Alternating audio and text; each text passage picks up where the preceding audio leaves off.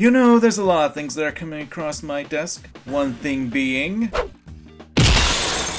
But I'd rather talk about things that actually matter in the world, so let's talk about YouTubers and video games. Anyone who's familiar with the gaming scene, especially on YouTube, knows about this symbiotic relationship between YouTubers and indie video game developers, whereas a YouTuber, if they're popular enough, highlights the game and gives it much needed exposure and praise. Now, I'm gonna come out right and say that this is actually a good thing. I'll say this right now, especially when it comes to small up-and-coming developers who need that extra push in order to get their product out there. However, while there are positives to this, there are definitely negatives that we've seen over the years of YouTube gaming becoming a trend. One real negative is FNAF. How's it going, bros? My name is Peter.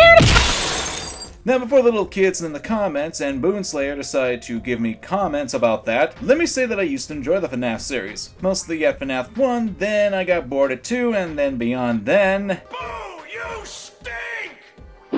Yeah, pretty much. But I've kinda gone off topic. Let's face it, if it wasn't for the likes of YouTubers such as Markiplier, Jacksepticeye, and PewDiePie, the game wouldn't be the juggernaut that it is today. Heck, if you want proof of that, look towards the Kickstarter for FNAF's original game, where hardly anything was donated to make the game. Now it's one of the most famous horror franchises in game history. And with that came clone after clone after clone, sequel after sequel after sequel, and so many videos talking about the games that it makes my head explode.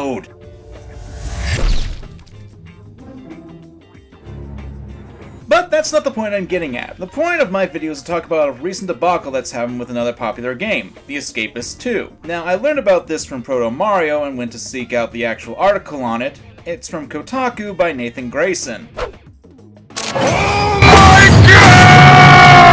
It's the same one of Gamergate infamy, but despite that, it's something that I want to talk about since it's actually something that is interesting. Hey, a screwed up clock can be right twice a day, you know? I'm pretty sure I butchered that saying. In the article dubbed PC Game adding option to disable popular YouTube characters after players complain, yeesh Nathan, couldn't you have done something to trim down the title? Anyway, in the article there appears to be a bit of backlash on the Steam forums that were questioning who some of these weirdly named characters were. Like Jacksepticeye, Dan, TDM, Cinnamon Toast Ken, likes of PewDiePie, Markiplier, and the rest of those dregs of society. And to some people, these characters often appeared way too often in their game, as when you start the game, you often get a randomly generated amount of prisoners to work with. And here are a couple forum posts that talk about this issue.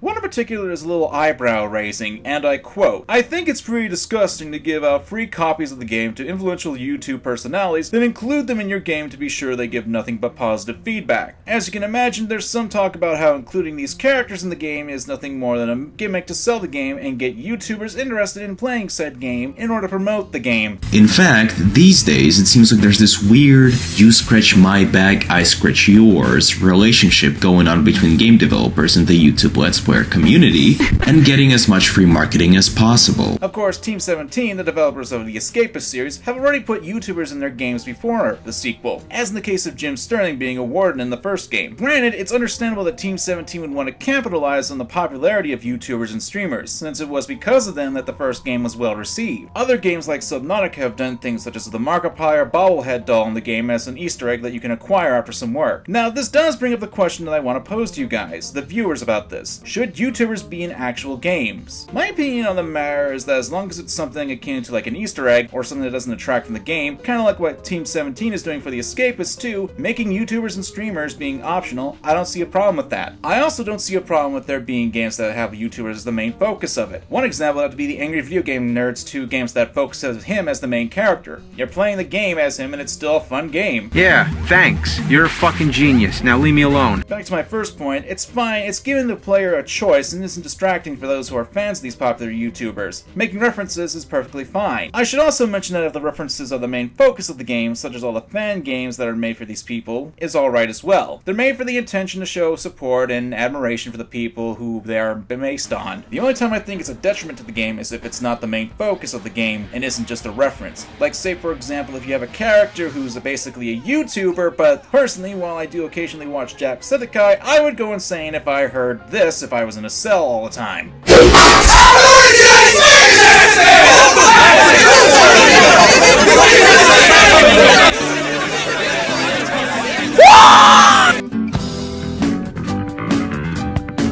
The same same thing would apply if I saw him in a game for more than just a reference. But what do you guys think? Let me know your thoughts in the comments below, or do you not want YouTubers in your games? Why or why not? Make your own videos on the matter and share this if you'd like. I'm TrashCom, and remember to examine your fandom.